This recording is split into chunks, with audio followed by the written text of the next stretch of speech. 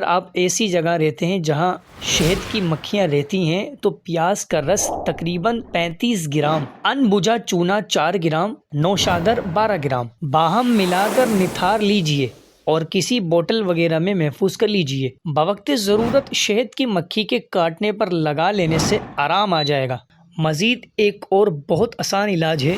اگر شہد کی مکھی کاٹ لے تو فوراً اس جگہ پر اپنا یا کسی دوسرے مسلمان کا تھوک لگا لیجئے، فوراً آرام آ جائے گا۔ مزید انٹرسٹنگ ویڈیوز دیکھنے کے لیے ہمارے چینل کو سبسکرائب کیجئے۔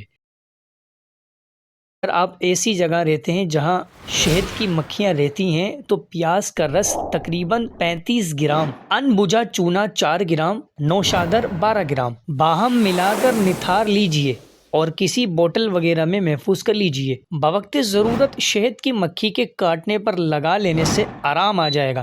مزید ایک اور بہت آسان علاج ہے۔